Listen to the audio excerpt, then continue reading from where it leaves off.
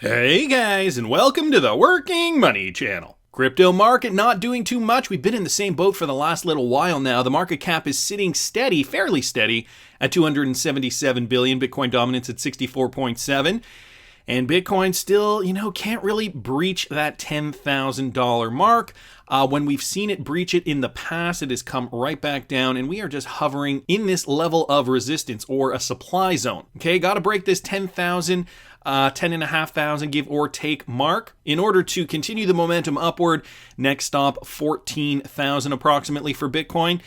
So when are we going to see it? At some point it's going to happen, but not today. Ethereum trading at 244, XRP at 22.202 cents.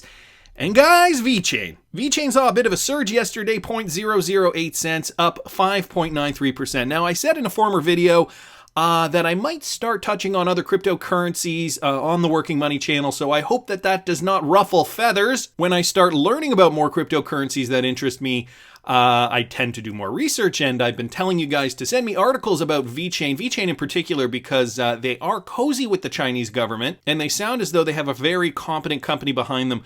So they have piqued my interest, to say the least. First, I'm going to talk about this, though. So a Bombshell report shows that 36% of institutional investors already own crypto assets, such as Bitcoin and Ethereum. A new survey from the global asset management giant Fidelity shows 30% of institutional investors already own crypto assets. So 4 out of 5 investors who are not yet in the market say they're interested in holding cryptocurrency in the future and find at least one aspect of the emerging technology appealing.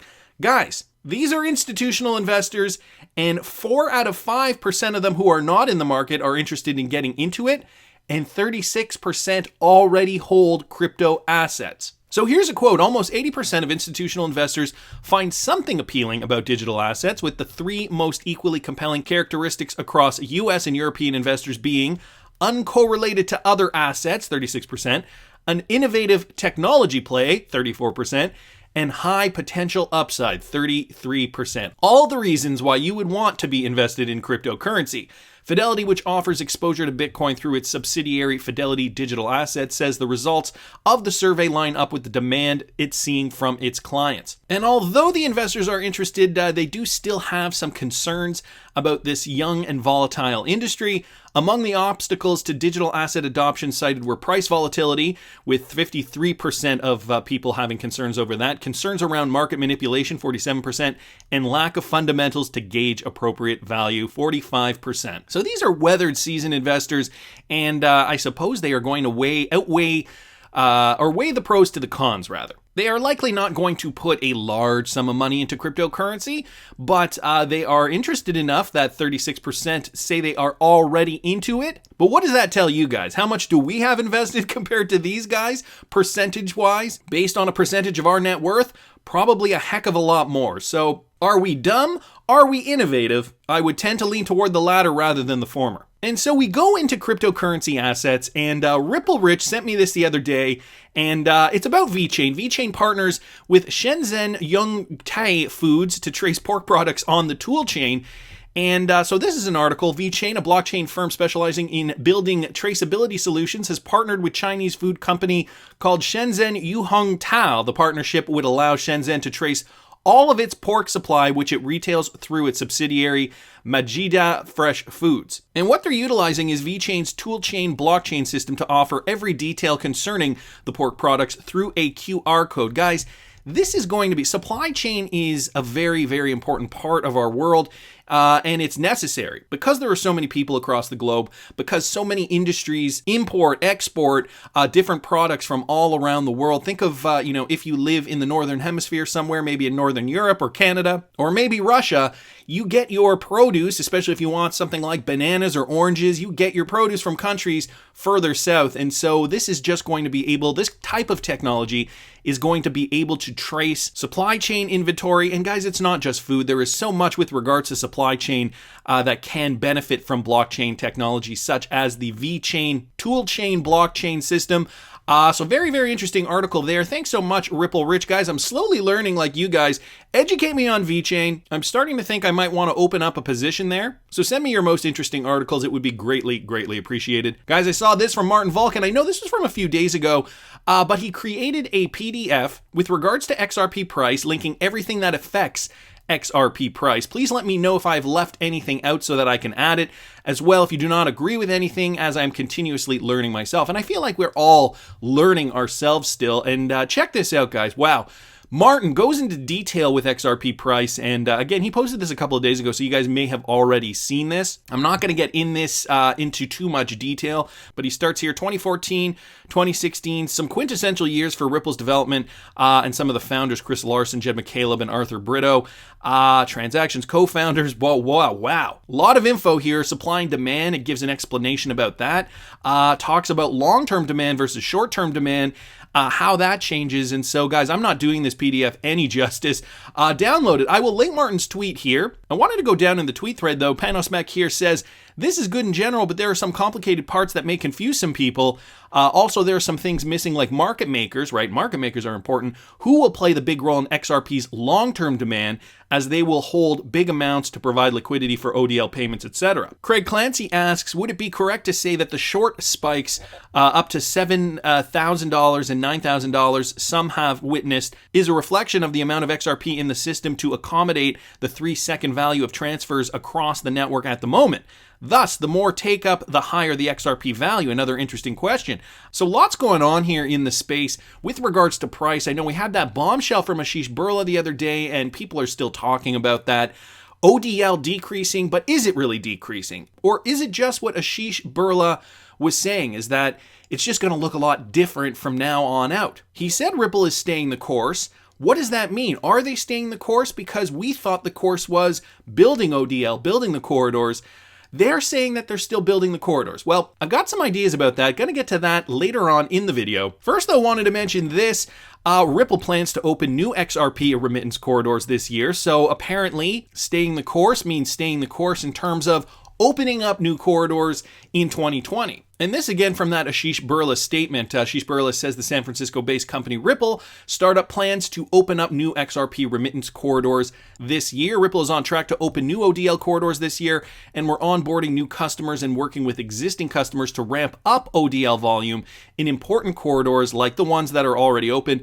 But it remains unclear which countries or corridors Ripple plans to target in the short term, but the payments firm noted in February that it was working on adding new corridors in Europe, the Middle East, Africa, Asia Pacific, and Latin America. I wouldn't be surprised if we saw Africa next. An emerging economy there, and a very, very dire need for them to be able to bank their unbanked population. So I could see cryptocurrency, blockchain technology, DLT thrive in Africa specifically. They could definitely benefit from RippleNet and micropayments. Micropayments is the name of the game now. And in court, Ripple is still battling, guys. Ripple says XRP lawsuit fails to show CEO committed fraud. So Ripple and CEO Brad Garlinghouse say an ongoing lawsuit fails to show how Garlinghouse committed fraud when allegedly selling millions of dollars worth of XRP in 2017. Lawyers representing the San Francisco-based blockchain company Ripple said in a court motion Monday that lead plaintiff Bradley Sostak has not demonstrated how a series of supposedly fraudulent statements made by Garlinghouse and Ripple employees were anything of the kind. In the U.S., the threshold for what can be considered fraud is based on the Federal Rule of Civil Procedure 9b, which stipulates a plaintiff must show two things. First, how fraud was actually committed, and second, that it was done with scienter, i.e. the defendants knew they were misleading others. And apparently that cannot be proven with regards to Ripple and Brad Garlinghouse. So I read in another article that Ripple is aiming to dismiss, or they made a motion to dismiss 3 of the 7 lawsuits because it had to do with this.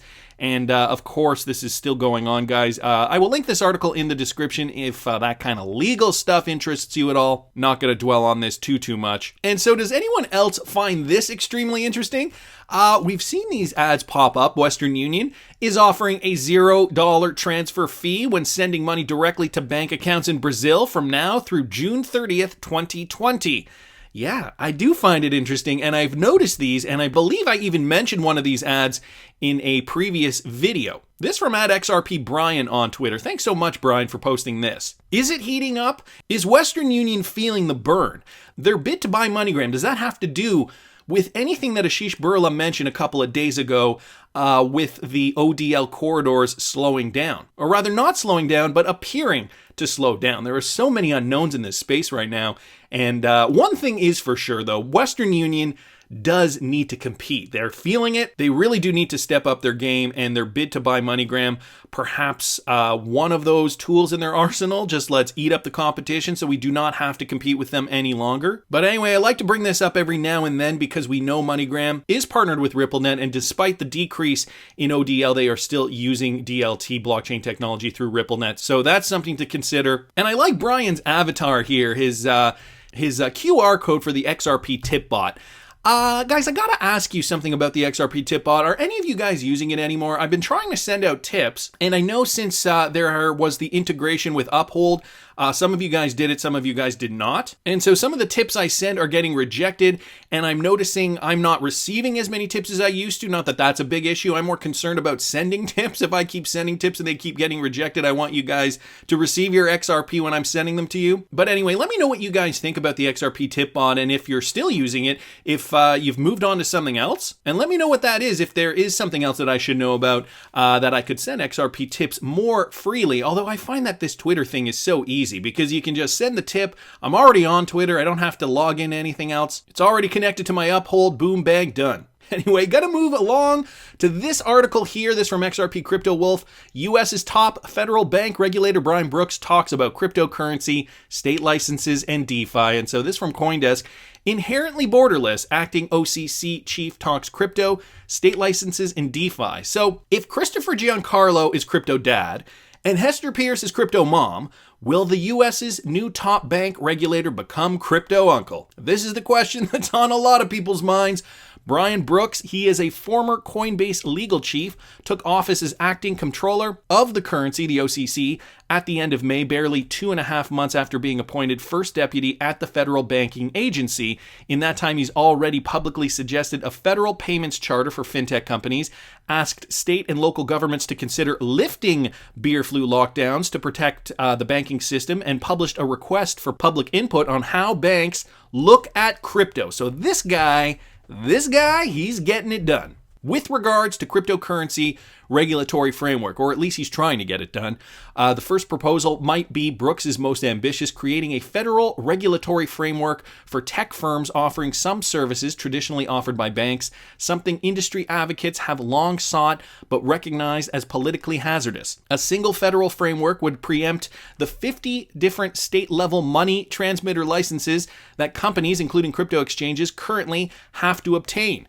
This state-by-state requirement requires exchanges to roll out services slowly, dependent on the different approvals, rather than their technology stacks and scalability. Since the OCC's founding in 1863, banks under its change have been allowed to operate across state lines, but non-banks looking to operate nationally must secure the numerous state licenses. So a lot going on here, mostly just a lot of paper pushing. A lot of regulatory clarity still needs to be had in the United States.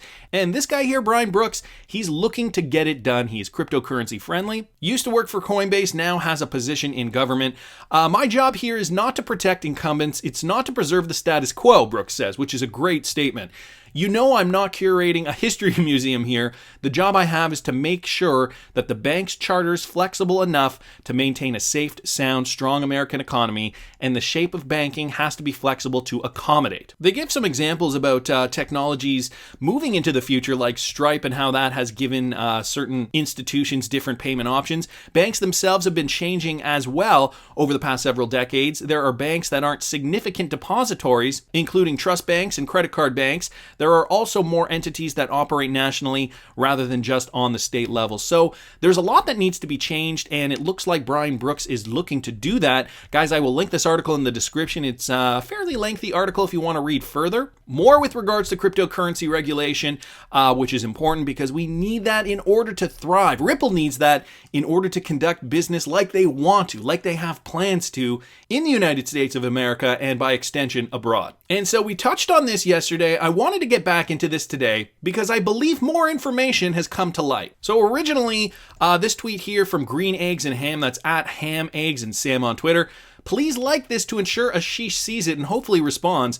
With regards to his tweet, so he retweeted his own tweet here. What was the value of sending $30 million worth of XRP over several quarters with MoneyGram to build deep liquidity books on partner exchanges? Has that effort simply been abandoned in this pivot, or did it fulfill its intended purpose?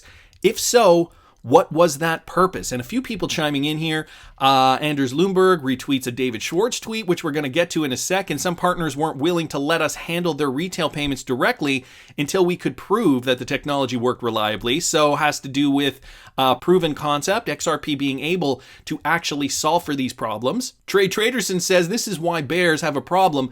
Until we could prove that the technology worked reliably, was them generating the ODL volume by incentivizing people to play. How was that funded? Was it XRP sales funded? Was it worth it? Did they achieve their goals? Interesting questions.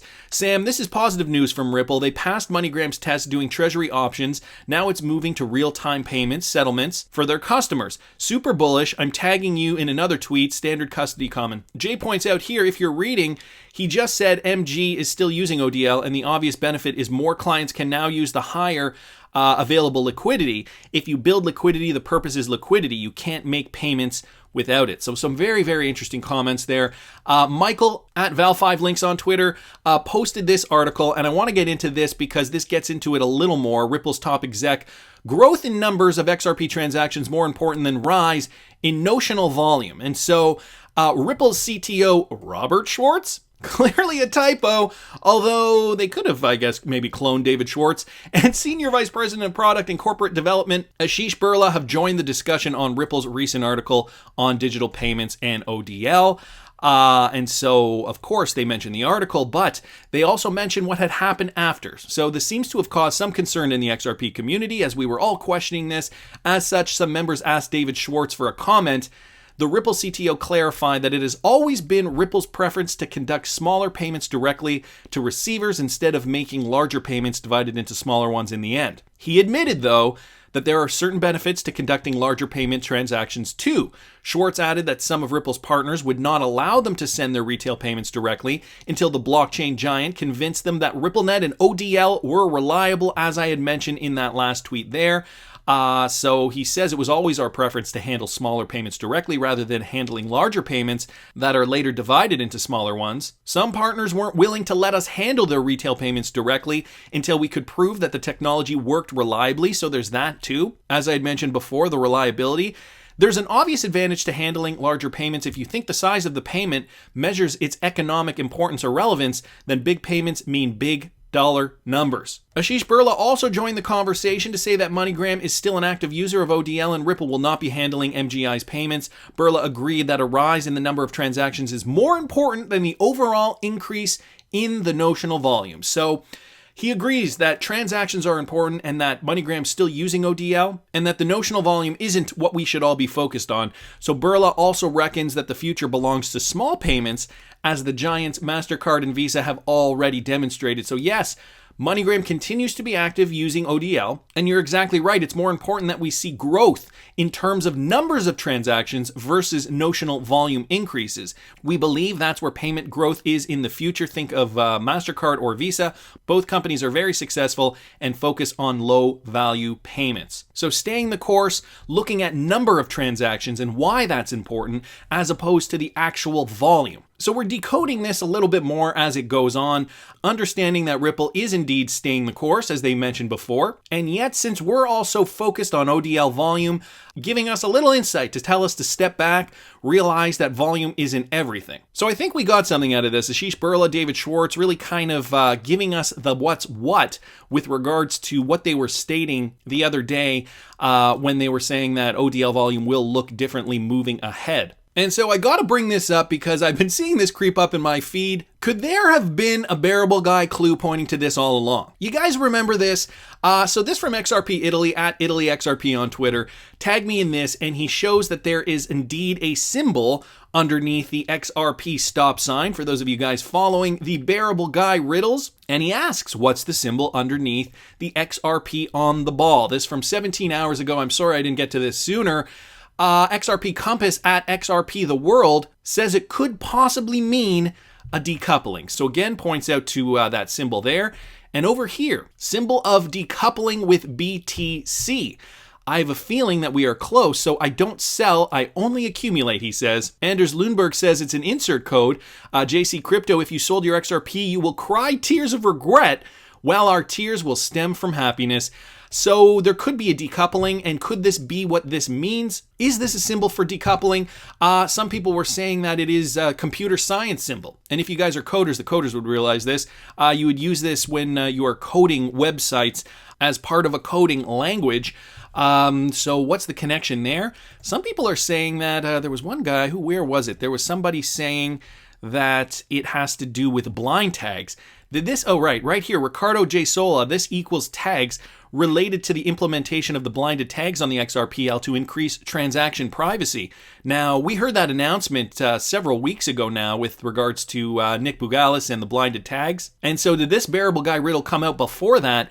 I don't even remember what the timeline was on that. If some of you guys know, could step back, walk me through it, do put it in the comments section. So a decoupling, is a decoupling near? Could this have meant blinded tags instead? New information is always emerging in the space. And so this is why I always like to continue doing research. We just learn more and more with the more information we have. And I know for some of you, maybe yesterday's video was a little bit of a bummer.